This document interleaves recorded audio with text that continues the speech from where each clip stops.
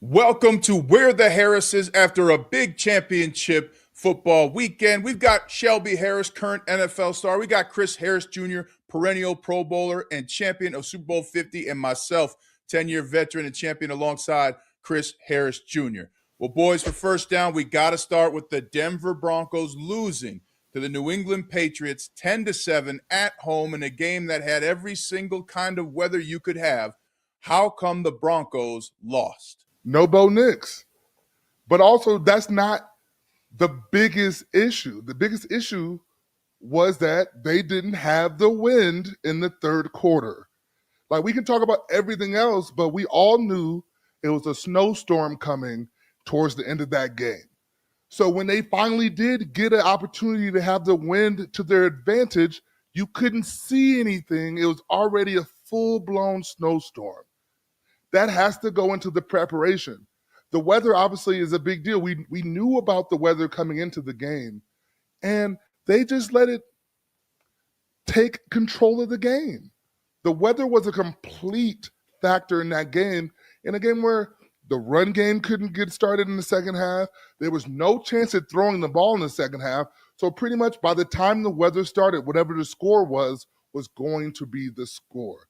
The Broncos just didn't get out ahead like how they were supposed to. And then their decision about which way they wanted to play the win came to bite them in the ass at the end of the game.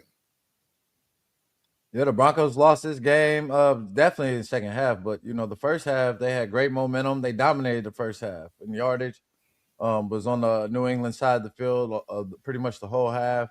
And they just didn't take advantage of it. The going for the fourth down, that was a bad call because you just scored on a boot going to the right, and then now you run it again, which everybody knows. Sean Payton, short yardage, he loves running rollouts to the right. So you weren't going to be able to get the Patriots on that again twice. You got to take the points right there. Go up 10-0, put some more pressure on Drake May, in which he was already throwing trash. He was inaccurate. The Broncos defense is playing very good football at the time, and they had the momentum. And you get to the second half, it's a totally different game. The weather's totally different, and the game completely changed after that fumble. After Stidham's fumble, not throwing the ball away when he didn't have anything. Making that fumble, giving them an easy 7 points, that changed the whole game. And then from there on, the Patriots pretty much dominated. Yeah, I think this comes down to a few things. Everybody agrees, especially hindsight, take the points on that 4th and 1. And if it's me, the play call, you got to run that ball. That's a run. Run the ball. And that's, to me, the bigger issue is that the offensive line got dominated by Christian Barmore and that defensive line for the Patriots. They were in that backfield all day. Now, you got the ball 3 times within the last 3 minutes of the second quarter and came away with 0 points. That can't happen either. And then to say you got to get the run game started in the second half, that means you didn't do it in the first half, right? So, and then you add to that, they got their first down of the second half in the fourth quarter. That's not efficient offense. So at the end of the day, Stidham made, I think, 2 mistakes. I mean, that fumble was just crazy. Usually doesn't happen, and I know that's something where he's kicking himself as a player because he doesn't make that play 9 times out of 10. But he also had that weird shovel pass to R.J. Harvey. I mean, he looked like a player that was just playing a little too high in the moment and just had to be himself. And you got to credit the Patriots' defense. I mean, Gonzalez is real. Barmore is real. And they made enough smart plays and played the percentages in a way that befuddled the Broncos. But the offensive line did not do enough to get that run game going and to protect Jarrett Stidham. And then you had the defense drop a couple of interceptions. I mean, Hufanga makes that pick in the first quarter. That's a different game. So a lot happened. And over everything, the Broncos learned you can be good. You can have a good season. But when you play a team like the Patriots in the AFC Championship game, those teams know the situations, and they're ready for them. I was actually surprised Hufanga came back. The reason he dropped it is because one of his players hyperextended his knee. Yeah. Which is, I was so surprised that he got up, he kind of limped for a second, and then he played the rest of the game. So kudos to him. I think the biggest issue is something that we talked about earlier on the last show. You're supposed to have the best O-line in the NFL, but you did not play like it yesterday. the play calling in general. Like you said, Ryan, 4th and inches, 4th and 1. If you have the best O-line in the game, I don't think anyone should be guessing what you're going to do. It should be a run. Run the ball. That is what this O-line is supposedly built off of. You go get a Ben Powers from Baltimore. You got Quinn Miners, an all-pro. You got Wattenberg over there. You got the interior to really do things. So go do it. And then going off of, Sean Payton just refusing to take points, I don't know what this Dan Campbell mentality is that's gotten into everybody, but we all know points are important. I don't understand why all these coaches in these big-time games, and we saw it last year in the NFC Championship game when Detroit refused to take the points, and it came back to bite them in the ass. And we saw it this year now at the Denver Broncos where they didn't take the points. They tried to go for it. They had all the momentum in the game, and then they just gave it to New England, and they never got it back. I don't think coaches understand how when you're in that situation, going up 2-score a ball game, what that does to the defense. Now we can really, pin our ears back. Nick Bonito and those guys can really start coming and putting the pressure on this guy. And, even the quarterback plays a little bit looser. I got a 2-score game. I can, take a little chances, but I still got to play really smart. But, that not taking points, it has been a thing. I think the analytics, they got coaches overthinking, and just situational football just hadn't been at the high level, like you expect from a Sean Payton, right? What are the analytics? Because every time you go for it on 4th down, these teams lose, especially in the playoffs. And when we were in the playoffs, we only ran 4th down plays we'd practiced all year. Right? You don't start going in there, okay, what play's working right now on 4th down? What? That means you lost 1st, 2nd, and 3rd down. So, and especially considering the weather coming in, you want to get those points early when you knew it was going to get it to be a messy game. But let's be clear. The defense did enough. They held a quarterback to 10 completions, right? That, yes, Ramondre Stevenson had some runs that ended up sealing some deals throughout that 4th quarter. And that's a game where your defense is looking at you saying, man, you guys couldn't score more than 7 points. And this is the second time now, let's be clear, this happened in the playoffs for the Broncos in consecutive years, where they have 1 touchdown and don't show up the rest of the game offensively. Yes, Stidham, in general, I would say, did a good job. But he had 3 to 4 plays where he fell apart, and that's what hurt the team. Like that fumble. You can't have that. We talked about last week about how Stidham would have to play perfect in order for them to win. They already were, against the 8 ball there. Well, he set them up for their only touchdown of the game. And right there, that showed that was the game. And so all of our points from last week that we talked about have come into play. And the kicking game was irrelevant. There was nobody that was going to make a kick on either side, except that everyone, the thought was that Will Lutz's kick would have went in if it wasn't blocked. Great play by the Patriots interior there. They talk about a guy that got pulled up from practice squad to go make a play, probably the biggest play of his life right there. And those are the plays that win games. And Stidham kind of just got overwhelmed, tried to do too much, tried to hold on to the ball a little bit too long, trying to find guys downfield in an opportunity in a situation where you just need the 1st down. You just need to move the ball forward. You don't have to be this world beater that everyone knows that Bo Nix is. You just have to go there, be the game manager. That defense played their asses off. I'm talking about one of the best performances you've seen in the AFC Championship game from a defense. It's just that, the offense made too many mistakes to recover from. Y'all really believe the defense did enough? Y'all think they did enough? I Did think they do more than the Patriots? I think they did, man. They got the ball back enough times to the Broncos to make an opportunity. They got them the ball back on the 35-yard line at one point, right? Did they do more than the Patriots defense? Well, no. The Patriots, they didn't have to do more necessarily because Jarrett Stidham, we saw the inexperience in that game. And I'm not talking about in his career, I'm talking about he hasn't thrown a pass all season. He hasn't had to do anything all season. And that right there was an advantage for the Patriots defense. Now, the Broncos defense went out there and really shut down number 2 in the MVP race, Drake May. But the one thing that, once again, I feel like our last episode had all these keys to the game, and they came true. They came alive in this game. We talked about Drake May's legs. And that was the one thing that killed the Broncos defense. Other than that, the Broncos shut them down completely. Obviously, they had a lot of leaky yards at the end of the game with the run game. But other than that, you got to think that Broncos team went against a full-forced New England Patriots offense, and they held them to 10 points. I think right there, you have to say they did a great job.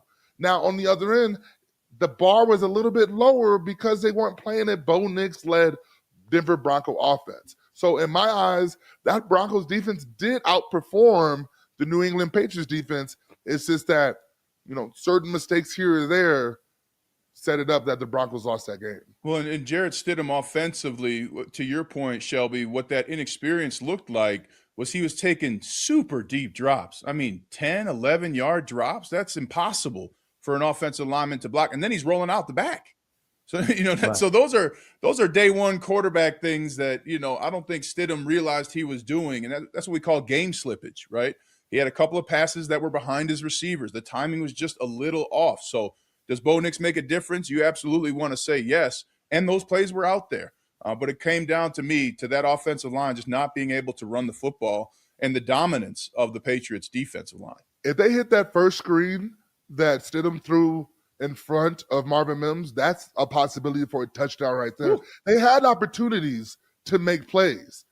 It's just, once again, the moment felt a little too big there. But if I'm another team, though, that maybe not have a quarterback, I would still actually find some relief in this because Jarrett Stidham's price didn't go up too much. You might be able to bring him in and actually let him compete for a starting job because he showed that he can throw the ball. We saw that deep pass to Marvin Mims, perfect on the money. That's the things that Jarrett Stidham did. And so he did do a bunch of positive. It's just the lack of reps ended up biting him in the ass by the time the game was over. I wasn't too impressed with him. I give him back up. He didn't show that he can scramble good enough in this day and age to be able to, extend a lot of plays that you need from the quarterback position. I didn't see enough for him to take. He didn't take advantage of the opportunity that he had. Right. He had a chance to really go prove and go get the Nick Foles money. And I don't think he accomplished that at all. But I disagree with that. I think the Patriots defense won the game. Right. They got 2 turnovers. They scored a touchdown on one. They closed the game with the pick. I got to go with the team that ended the game with the turnovers and allowed their team to get some points. That defense did show up. I mean, Gonzalez made a good play on a bad throw by Stidham, and they put pressure on Stidham all day. And you guys know that as defenders, that affects a quarterback. And every quarterback can tell you, oh, no, you got to shake it. No, when you start getting happy feet in the huddle, in the pocket, it's because that defensive line has hit you and you're thinking about that. So They did that enough. And you're right. They were outstanding defense. And they weren't threatened, though, like normal defenses were. I mean, you start looking at the NFC Championship game, which we'll get to. They were stretching the field. Broncos didn't do that. You didn't run the ball. You didn't stretch the field. You didn't make the plays you needed to in the key situations. Well, let me ask you guys this. If the weather is not what it was, do you think the Broncos win that game? The weather's irrelevant, man. You got to win that game, period. Because guess who won? The Patriots found a way to win it in the weather. And I used to have a coach that said, look out the window right now. There's weather right now, right? I mean, you got to just find a way. And we know as players, that means your footing's different. That means your angles are different. And go ahead and do that, right? Go play that way. So the weather came into play for sure, but you also have to be a pro to make sure you execute in whatever weather you play in. It's a home field. You're in the home field, and you're supposed to have the top O-line. So you're supposed to be able to run the ball and be dominant in the line of scrimmage. That's your forte. Just happen to be your all-pro guard didn't come to play. The interior O-lineman got whooped all day, and it showed. And I guess it might be that, hey, we invested so much in our O-line. Okay, let's invest in a real running back there that can really tote the ball in those type of conditions, because you never know. It might come like this. The Patriots are going to ride Stevenson. They have somebody at least they can trust. The Broncos didn't really have anybody. Harvey, that game wasn't built for him. He's more of a scat back, more of a let's get him in space type running back. That type of power game wasn't built for him. See, and I believe though that the Patriots offense obviously did just enough. But I think the most important thing that I saw was a young player that got burned earlier in the game and came back and made the game-winning interception pretty much, Christian Gonzalez. One of the best young corners that we have in this league. Really, obviously got burned by Marvin Mims early, but had to regroup and obviously had a whole full game to come back and do what he needed to do. But to come back with that last interception, which the receiver didn't see the ball at all. Christian Gonzalez is the only one that saw it. But that right there was a redefining moment for Christian Gonzalez. And that Patriots defense is just going to ride high. Now as we move to second down on the other side of the aisle, the Seattle Seahawks barely survived against the LA Rams. Man, that was a back and forth game the whole time. Guys, how are we feeling about it? I like it, man. Seattle's defense came out on fire, but Matthew Stafford, they had some great drives, being able to run the football, mix it up with the pass. Puka was balling. Devontae was able to get in the end zone also again.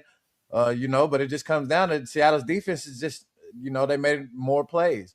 And then Sam Darnold came, he threw for over 300 plus, 3 touchdowns. Yep. Jackson Smith has been unguardable all season. Maybe it took to get rid of a Cooper Kupp or not a Cooper Kupp, but a DK Metcalf, a Lockett, all those guys for him to really showcase what he can do. And now he's out there, as a true number one guy, dominating every week, 110 catches, 100 plus yards. So Seattle, they're my favorite to win the Super Bowl with that defense. The safeties are balling. Tyreek almost killed the game, Warland, with his excessive celebrations and being able to, time the sideline, then he comes back and gets routed up by Puka. That's why you never do that at corner, man. You can't go too far. You can celebrate, but you don't want to go too far because they're going to try to come back and get you. And that's what happened to him. But at the end of the day, I'm glad we had a good game, good weather. But, Seattle's defense overall showed that, the Rams got to invest in some corners. They got to invest in some in the back end, and they can be there right there next year. But right now, Seattle's secondary, their whole D-line is very tough. Well, and we all know special teams come into play big, and the Rams fumble in the red zone. Seahawks score next play. That's where you lose the game to me because it came down. I mean, Puka thought he got out of bounds. Puka Nacua played his tail off. But to me, everybody's missing the real MVP, Sam Darnold. How many times does he have to show you he's the guy? I mean, he was stretching the field, making plays. He's great in the pocket, and he's now taking his team to the Super Bowl. What a tremendous story, and what a lesson for everybody. You can literally tell people you see ghosts and still be successful, right? That's crazy, and I think that's not getting enough attention of the mental work that Sam Darnold has done to put his team back in the Super Bowl. Absolutely, the defense for the Seahawks is great, not good. And you got to look at how that offense – Kenneth Walker just started moving towards the end of the season, and now they're running the ball, they're throwing the ball. It's amazing. And Sam Darnold has been accurate. Hitting Jackson Smith and Jigba everywhere in between the numbers. Come on, man. He's playing at a different level. So I think the Seahawks are going to win the Super Bowl because of the way they're playing and the way that they refuse to be denied. And I know what that looks like. Chris and I played on a team like that. You can see on a team when they're willing to do whatever it takes, and the Seahawks are.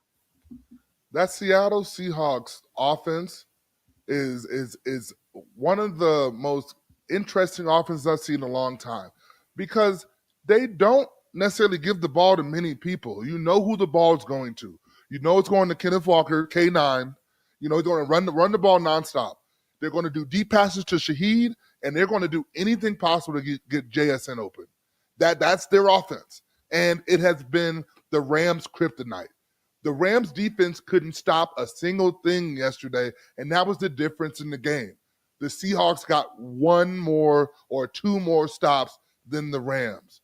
But that Seahawks offense, though, that's scary, though, because they actually have a multifaceted offense. They love to run the ball. They're actually a run-first team. And they're going to force the ball to JSN. They're going to line them up all over the field, put them in motion, do screens, bubbles, outs, anything possible to give him the ball in space because it seems like every time he catches the ball, he's making 2 people miss and getting 10-plus yards. So the kid is legit. Like, we know that. But then that Rams offense, though, was firing on all cylinders. I think the thing that killed him, though, was that turnover in the red zone.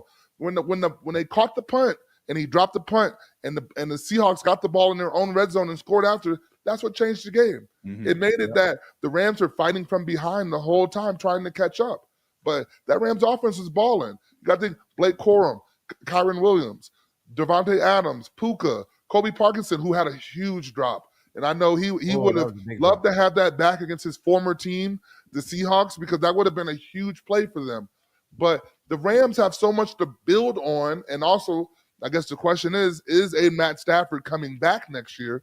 But this Seattle Seahawks team is dangerous. And I would be worried if I was the New England Patriots. Now you have no excuse. It's not going to be any weather. You're going to be in San Fran. It's going to be nice out. It's going to be Seattle versus New England, man versus man.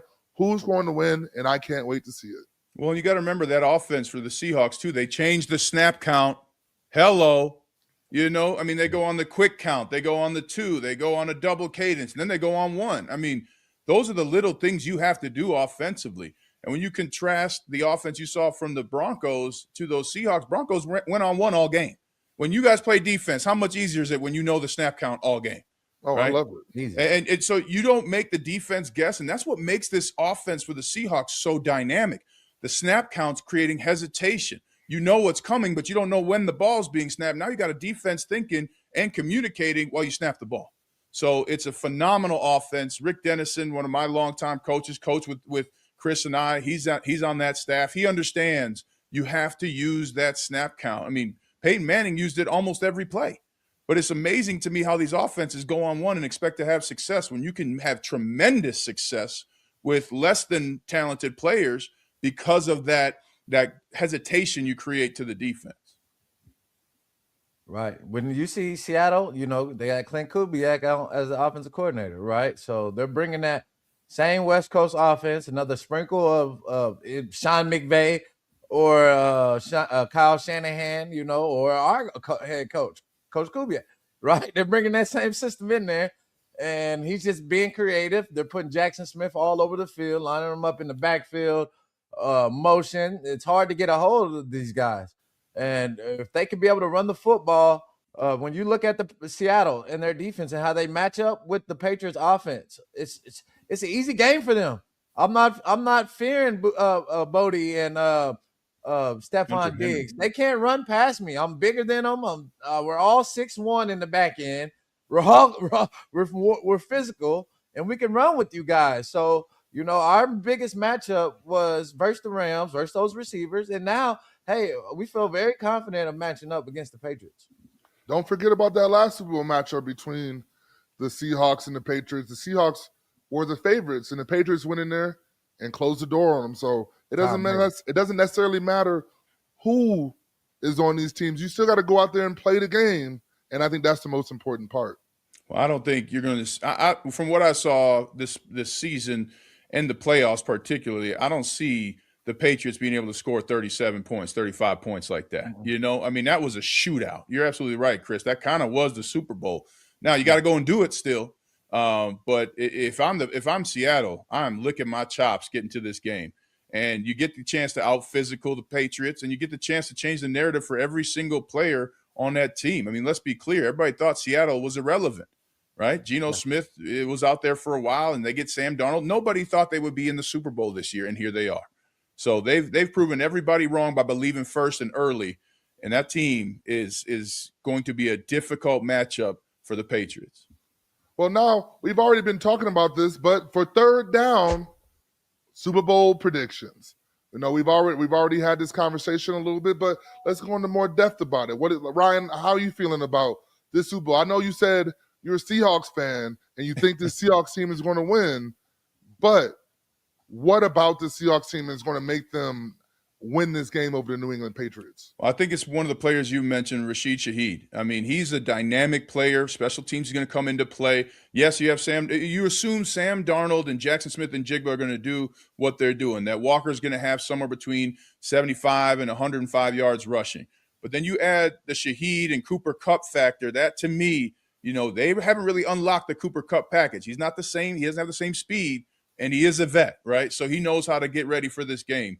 And then defensively, you have to just stop the run. I mean, they don't have a deep downfield threat. The Patriots don't have it.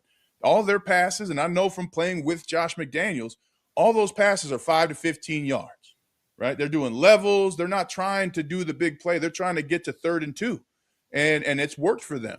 But I'll tell you what, you're going to have to score against the Seahawks, and I don't think the Patriots can go step for step like that. Yeah, I see it being a 24-17 game. I wouldn't even be surprised if both teams don't score 20. I just believe that, Seattle is just going to come in and shut those guys down. I don't see too many threats. Eamon Rory versus Hunter Henry. If you just line the guys up with Witherspoon versus Diggs or Booty or Warland, I'm not – if I'm Seattle, I feel very comfortable going into this game. Now it's on Sam Darnold. Can you come in and play another game like you did in the NFC Championship? Another 300-plus game. We might not even need that. We might just need 250 from you, no turnovers, and we can get this game. We can win this Super Bowl. So this past game was the game where he had to throw for 300, right? You're going against a Matthew Stafford who could possibly be MVP. But this in Super Bowl, I don't need you to do that too much. We need to run the football, lean all the way on our defense, 85%. And make sure we don't have turnovers and just give the Patriots easy touchdowns like they got versus the Broncos. I don't think this game is necessarily going to be as defensive as a battle as everyone's saying. I believe, though, that the Patriots will have more success than they have against the Broncos, against the Texans, because the Seattle Seahawks don't have a premier edge rusher right now. They don't. A lot of their pressure comes from the inside. They have Chinna Nwosu, and then DeMarcus Lawrence is going from inside and out. But they need, and they have Boye Mafe too, don't forget. But they don't have a Nick Benito. Right. They don't have a Daniil Hunter. They don't have a Will Anderson right there that caused the Patriots so much trouble. They're better on the inside, I would say, of their O-line than they are on the outside of their O-line with their tackles. So the Patriots will be able to actually develop more of their offense and not have to worry about getting the ball out as quick. Now, the issues, though, is that everywhere else the Seattle Seahawks are stacked on defense. Ooh. They have players everywhere. They have size at corner, like Tariq Woolen, 6'4", runs a 4.3. They have Devin Witherspoon out there. They have guys on that defense. And what it's going to take, though, is one of these offenses is going to have to go out there and make a play, because that front seven for the Patriots is very talented. They have one of the best D-lines in the game, and their linebackers have been flying around making plays too. Now, obviously, we have to wait and see what Spillane's health is, because he got hurt against the Broncos. But this Patriots team is not just going to go out there and get their ass beat. They've been playing some top-tier defenses with top-tier edge talent the last couple of weeks that have made them look the way they've looked. But especially a Mike Vrabel team is going to go in there and be physical. They're never going to quit. They're never going to lay down. And so you can never count them out. But I think the Seahawks are going to win. 100%. I think the Seahawks right now, they're on fire. Sometimes, though, that week off can mess up the flow of your offense. It's just like another bye week right there. So we'll see how the Seahawks come into this next game, but they're going to have to commit to the run, because the Patriots have some pass rushers out there. So you got to be worried about this Patriots front getting to the quarterback. But I definitely do think that the Seattle team will be the team that becomes victorious and is the Super Bowl champion. All right, we got the coaching carousel, right? Now we see Mike McCarthy going to the Steelers. We still got the Browns wide open, the Bills, the Raiders, right, and the Cardinals. So who do y'all see being able to pick up those jobs? I see a lot of coaches not even, the interest level of the Browns is going way down right now. So what do y'all think with the let's start with the Steelers pick. Well, being a former Steeler, I'll tell you, you got to wait to reserve judgment on Mike McCarthy. We'll see what happens. I think we learned that he was dealing with a lot more with Aaron Rodgers, but let's be clear. This guy's just an average coach when you look at it. He has a winning record. He has won a Super Bowl. That's important, especially in Pittsburgh. But that's a lot of work to do. I mean, you need a quarterback. You need some offensive line. You probably need another running back. I know Warren was doing well there, but you need to be able to really turn that program around. I don't know that he can do it. And when you're talking about these head coaching jobs, where's the name Leslie Frazier? I mean, come on, man. This guy, part of the Seahawks defense, and the reason why they're playing so well is because of him. And I think the quiet around the Browns, that tells me that they've got their coach on one of either the Seahawks or the Patriots coaching staff, and they just don't want to say anything yet. Right. I think that, if we're starting with the Steelers, I think that's a very safe pick. Yeah. And it's not a pick that's going to excite fans, maybe not even excite the players, but you go get an established, a well-established coach to come in there and lead the historic franchise of the Pittsburgh Steelers. Now, does it fix anything? No, not at all. I think you have so many question marks. You got to decide, is Aaron Rodgers coming back? You don't know how it necessarily ended with Mike McCarthy and Aaron Rodgers. Is he going to try to keep him? What is the state of the offense? That is the problem when Pittsburgh. What is the state of their offense? How are they going to build on that? How are they going to get more creative? Arthur Smith is gone. We saw he went to Ohio State. So it's going to be a brand new offense out there. So they need to add playmakers. I don't necessarily think the coaching is the problem. They just don't have any playmakers on that offense other than DK Metcalf and Calvin Austin, and then they get pretty predictable after that. Now, with all the other coaches, coaching staffs, and coaching searches, I do believe that everybody was waiting to see, because you saw most of these coaches that teams want were on the Broncos, the Patriots, the Seahawks, or the Rams. That's why you'll see it start picking up more. But a name, it's starting to piss me off, a name that you're not seeing enough of, it's Vance Joseph. Why are we not seeing the guy who orchestrated one of the best defenses in Bronco history? Why are we not seeing his name all over the place? We see it connected to Arizona. We see it connected to here. But his name should be connected to every job out there. If Mike McCarthy can go get a third job after winning a Super Bowl in 2009, 2010, why can't a Vance Joseph, who went back to be a defensive coordinator at two stops in Arizona and in Denver, elevated both defenses? They went to the AFC Championship Game because of that defense. We all know that.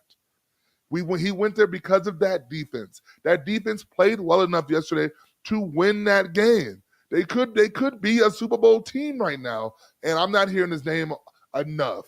And that's bothering me because he's shown he can do it. He's calling the shots. He's calling the plays in Denver. I think he deserves to be another head coach.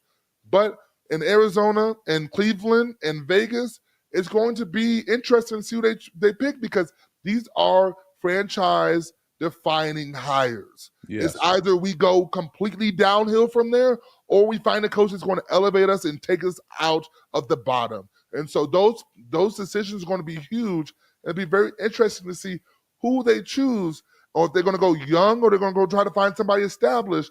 But all I know is Vance Joseph's name should be included all over the place. No, I was just going to piggyback off of, Mike McCarthy going to the Steelers. Offensive guy. I don't remember last time the Steelers had an offensive coach. So that's going to be interesting to see how that factors in. VJ not getting opportunities, like Shelby said. I think they will pick up. I think he will get the Raider, now that the playoffs is over. I think he will get some opportunities. But the Cardinals look like a good fit for VJ. Joe Brady, Davis Webb. Now that's surprising. Like, come on, man. Now you're getting all these interviews. But just to end it with that, man, I think the Steelers going offensive route. As a head coach, they never have an offensive-minded head coach. So I think that's something new right there. And we all want former players to be coaches. Nothing against Davis Webb, and he hasn't proven it yet. There are some established quality head coach options over Davis Webb, who's a very good coach, has done a good job, and will one day, I believe, be a head coach. But right now, come on, man. That's disrespectful. Well, some of these old quarterbacks that played in the league, who I'm pretty sure I might be older than, are somehow finding a fast track to the head coaching ranks. And I just think it's kind of interesting, considering that he didn't even call plays. It's kind of a Matt Nagy situation where you allow the offensive coordinator to get the head coaching job, even though the head coach is calling plays. But in the same thing that Ryan's saying, Leslie Frazier is the defensive coordinator for the Seahawks, and we all know Mike Macdonald's a big part of it, but he's getting no love either. So it seems like these conversations about who deserves to be head coach and who doesn't are off. and they don't make any sense at all. Well, that's this week's episode of The Harrises. Make sure to like, subscribe, and share your favorite parts of our podcast. Tune in next week.